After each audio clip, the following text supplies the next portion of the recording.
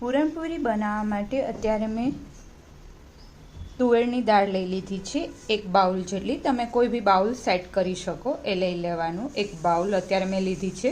તમારે જેટલી બનાવવી હોય એ રીતના તમે લઈ શકો. આને આપણે પ્રોપરલી વોશ કરી લઈશું 2 થી 3 પાણીએથી. હવે એક કુકરમાં આપણે દાળ લઈ લેવાની છે. 2-3 પાણીથી વ્યવસ્થિત ધોઈ અને પછી જ આપણે દાળનો યુઝ કરીશું. અને એમાં આપણે બહુ ઝાઝું પાણી એડ નથી કરવાનું, થોડું એવું પાણી એડ કરી દેશું પ્રોપરલી કૂક થાય દાળ એટલી. અથવા તો તમે જો 1 વાટકો દાળ લીધી હોય તો પોણો વાટકો જેટલું અથવા તો 1 વાટકો સામું પાણી લઈ શકો. અને થોડું મેં ઘી એડ કરી દીધું છે, 1/2 ટીસ્પૂન જેટલું. હવે આને પ્રોપરલી કૂક કરી લેશું.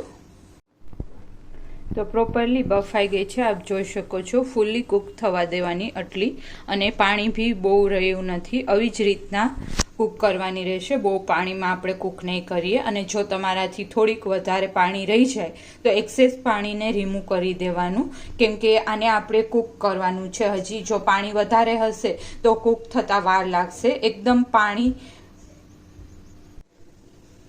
છે એ આપણે બાળવું જોશે ઉકાળીને, એટલા માટે પાણી વધારે હોય તો રિમૂવ કરી જ લેવાનું. હવે એક પેન લઈ લેશું અને એક કઢાઈમાં અત્યારે મેં 1 ટેબલસ્પૂન જેટલું ઘી લઈ લીધું છે. ગેસ ઓન કરી દઈશું અને જે આપણે બાફેલી દાળ રેડી કરેલી હતી એમાં એડ કરી દઈશું.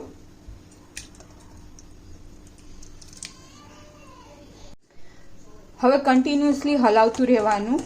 અને અત્યારે નોનસ્ટિક પેન છે એટલે બેસશે નહીં, અથવા તો જો તમારી પાસે નોનસ્ટિક પેન ના હોય તો જાડા તળિયાવાળું વાસણ લેવાનું, જેથી કરીને નીચે બેસે નહીં. અને તમારે કન્ટિન્યુઅસલી હલાવતું ના રહેવું પડે.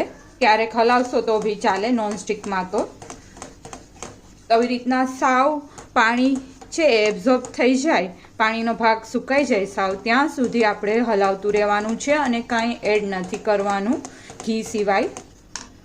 ઓલમોસ્ટ અત્યારે પાણી એબ્ઝોર્બ થઈ ગયું છે અને થીક થઈ ગયું છે, આપ જોઈ શકો છો. તો અત્યારે આપણે આમાં હવે શુગર એડ કરી દઈશું. તમે આની શુગરની જગ્યાએ ગોળ બી એડ કરી શકો જો તમે શુગર ના લેતા હોય તો. અત્યારે હું શુગર પોણો બાઉલ જેટલી એડ કરવા જઈ રહી છું. આ મીડિયમ સ્વીટ થશે, પણ જો તમે વધારે સ્વીટ ખાતા હોય તો તમે સામી શુગર એડ કરી શકો. જેટલી દાળ લીધી હોય એટલી શુગર બી એડ કરી શકશો. હવે કન્ટિન્યુઅસલી હલાવતા રહેવાનું છે. આવી રીતના કન્ટિન્યુઅસલી હલાવતું જવાનું છે. સાઈડ પર ચોટી ગયું હોય એ બી લઈ લેવાનું, બાકી સુકાઈ જશે. જો તમે આવી રીતના પૂરણપૂરી ક્યારેય ટ્રાય ના કરી હોય અને પૂરણપૂરી ટેસ્ટ બી ના કરી હોય તો શ્યોર બનાવજો એકવાર, બધાને બહુ જ ગમશે. તો અત્યારે આવી રીતના તમે હલાવો છો તો જોઈન્ટ આવે બધું, પલ્પ આ પ્રોપર થઈ ગયું છે.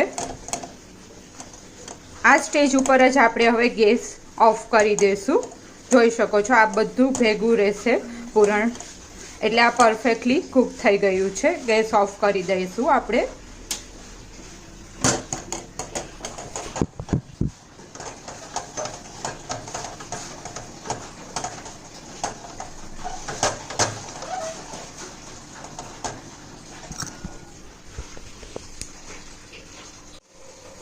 હવે આ પૂરણને એક સાઈડ રાખી દઈશું અને આપણે પૂરણપૂરી બનાવવા માટેનો લોટ બાંધી લઈએ.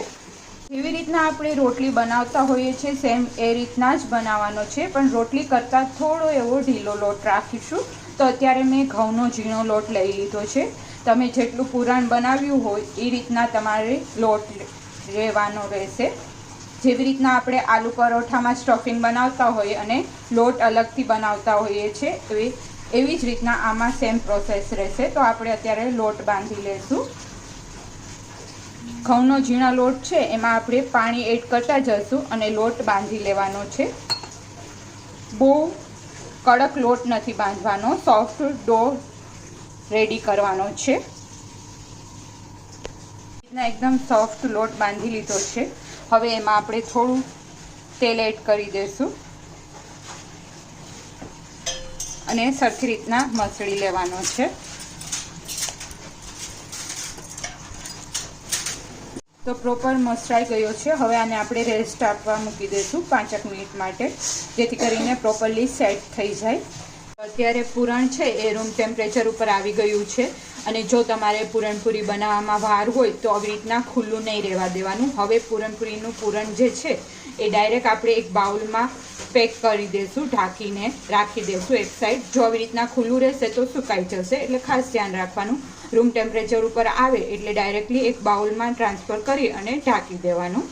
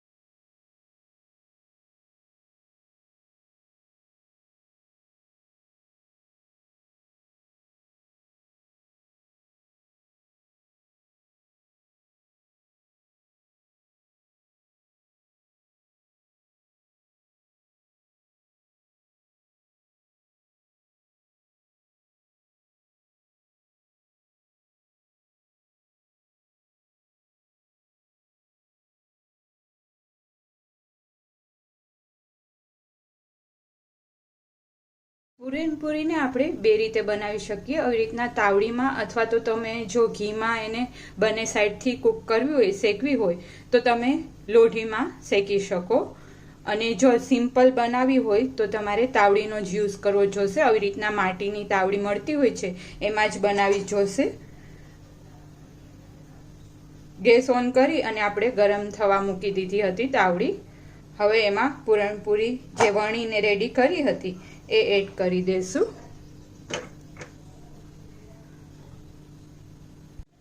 એક સાઈડથી કૂક થઈ જાય એટલે બીજી સાઈડથી આવી રીતના તાવીથાની હેલ્પથી આપણે ટર્ન કરી લેશું અને પ્રોપરલી કૂક થવા દેવાની છે.